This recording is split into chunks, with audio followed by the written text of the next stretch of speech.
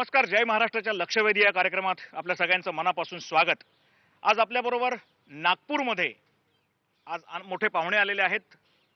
विदर्भाच्या या प्रदेशामधनं आपण बोलणार आहोत.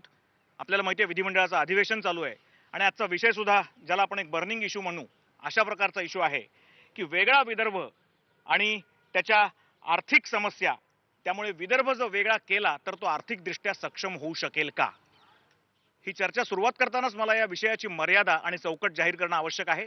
वेगळा विदर्भ हवा की नको, वेगळा विदर्भ का झाला नाही, वेगळा विदर्भ कसा व्हायला पाहिजे, या खोलामध्ये आपण जाणार नाही आहोत. आजची चर्चा ही फक्त आर्थिक विषयाशी निगडित आहे. त्यामुळे मी या सगळ्या आपल्या आजच्या पाहुण्यांना विनंती करेन की त्यांनी आर्थिक विषयाशी संबंधित आणि आर्थिक प्रकृती या वेगळ्या विदर्भाच्या मागणीला ही कशी पूरक किंवा मारक ठरू शकते या विषयावर आपण सगळ्यांनी बोलायचंय. मी पहिल्यांदा आपल्या सगळ्या मान्यवरांची ओळख करून देतो. आपल्याबरोबर आहेत चंद्रकांत वानखेडे साहेब, ज्येष्ठ पत्रकार. शरद निंबाळकर साहेब आहेत, पंजाबराव विद्यापीठाचे माजी कुलगुरू. सर, स्वागत आपल्या या कार्यक्रमामध्ये. राहुल बोंद्रे आहेत, काँग्रेसचे आमदार, त्यांचंही स्वागत या कार्यक्रमामध्ये. ज्येष्ठ विदर्भवादी नेते जांबुवंतराव धोटे साहेब आहेत. धोटे साहेब, आपलं स्वागत या कार्यक्रमामध्ये मनापासून. गेली कित्येक वर्ष विदर्भाच्या वेगळेपणाचा हा जो काही इश्यू लावून धरला आहे तो धोटे साहेबांनी लावून धरलेला आहे, सगळ्यांना माहिती आहे. त्याचबरोबर आहेत दीपक केसरकर साहेब, शिवसेनेचे आणि राज्यमंत्री, सध्याच्या शिवसेना भाजप सरकारचे ग्रामीण विकास खातं आणि अर्थ खातं या खात्याचे राज्यमंत्री आहेत.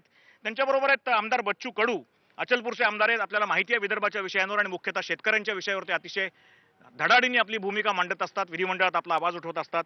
आणि राष्ट्रवादी काँग्रेस पक्षाचे प्रवक्ते आहेत आमचे मित्र अतुल लोंढे. अविनाश काळे आहेत. अविनाश काळे यांची ओळख अशी आहे की त्यांनी सिंचन घोटाळ्यांच्या संदर्भातल्या याचिका दाखल केलेल्या होत्या, त्याचा अभ्यास आहे आणि आजच्या कार्यक्रमात सुद्धा अनेक आर्थिक आणि सिंचन विषयक प्रश्नावर ते आपली भूमिका मुद्दाम मांडणार आहेत. माफ करा, मला आपली ओळख करून द्यायची राहिली, पण अतिशय महत्त्वाची भूमिका त्यांच्या प्रश्नामध्ये असणार आहे.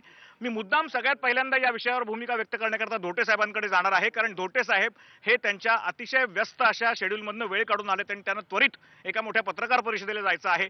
धोटे साहेब, मी पहिल्यांदा आपल्याकडे येतो आणि आपल्याला विचारतो, वेगळा विदर्भ जर केला, थेट प्रश्न आहे, तुम्ही नेहमीच थेट बोलता, आम्हाला माहिती आहे. वेगळा विदर्भ जर झाला, आपण असं म्हणत नाही आहोत की ती प्रोसेस सुरू झाली किंवा होईल, आपल्याला माहित नाही, पण जर झाला तर तो आर्थिकदृष्ट्या सक्षम होईल का, आपल्याला काय वाटतं? वेगळा विदर्भ हा आर्थिकदृष्ट्या सुसंपन्न आहे. वास्तविक पाहता राज्य निर्माण करण्याची कसोटी आर्थिकदृष्ट्या जो प्रदेश संपन्न आहे की नाही हे नसते, ती राजकीय व्यवस्थेची कसोटी असते.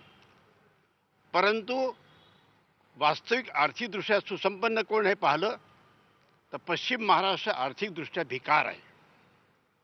मुंबईच्या रेव्हेन्यूबद्दल ते जे बोलतात, प्रत्येक वर्षी मुंबईचा महापौर आणि मुंबईचे मुख्यमंत्री महाराष्ट्राचे मुंबई दिल्लीला जातात आणि निधी घेऊन येतात. दिल्लीच्या निधीशिवाय कॉर्पोरेशन चालत नाही. आणि एक लक्षात ठेवा की विदर्भ हा सर्वदृष्ट्या सुसंपन्न होता, याची इतिहास साक्ष आहे, पुराण साक्ष आहे. नाही धोटे साहेब, वेळ कमी होऊन थेट प्रश्नाकडे येऊयात की आर्थिकदृष्ट्या वेगळा विदर्भ जर झाला तर तो सक्षम कसा होऊ शकेल असं आपल्याला वाटतं? उदाहरण इथे वीज, इथे थर्मल आणि हायड्रो इलेक्ट्रिसिटी निर्माण होते. ही फक्त वीज जरी विदर्भाने विकली तरी एक बजेटचा फार मोठा हिस्सा ती सांभाळते. त्यांचा पर्यटन आणि इथल्या खाणी, या खाणीवर आधारित जर कारखाने इथे उभे केले तर विदर्भातली बेकारी तर संपेल, पण पश्चिम महाराष्ट्राला आणि बाकीच्या राज्याला, मध्य प्रदेश, छत्तीसगडला आम्ही कामं देऊ इतकी क्षमता आहे. धोटे साहेब, परत आपल्याकडे येतो. राहुल बोंद्रे, आपल्याला यांचं म्हणणं मान्य आहे. यांचं म्हणणं आहे विदर्भात खाणी आहेत, विदर्भामध्ये वीज निर्मिती मोठ्या प्रमाणावर होते, उर्वरित महाराष्ट्राला आम्ही वीज पुरवतो पण आमच्याकडे विजेचा प्रॉब्लेम आहे, अनेक वर्ष मागण्या आपल्याला माहिती आहेत. आपल्याला काय वाटतं, आर्थिकदृष्ट्या असा विदर्भ जर वेगळा झाला तर सक्षम होईल? ते निश्चितरित्या विदर्भ जर वेगळा झाला तर मी वेगळ्या विदर्भाच्या बाजूचा आहे की नाही हा विषय नाही, कारण आमच्या पक्षाची भूमिका ही काही वेगळ्या विदर्भाच्या बाबतीतली नाही, अजून त्यांनी काही भूमिका घेतलेली नाही. पण मी मात्र एवढं निश्चित सांगू शकतो की वेगळा विदर्भ हा आर्थिकदृष्ट्या सक्षम होऊ शकेल. पण आज मात्र परिस्थिती अशी आहे की मुख्यमंत्री आमच्या विदर्भाचे आहेत, अर्थमंत्री आमच्या विदर्भाचे आहेत, फॉरेस्ट मंत्री आमचे आहेत, एनर्जी मिनिस्टर आमचे आहेत.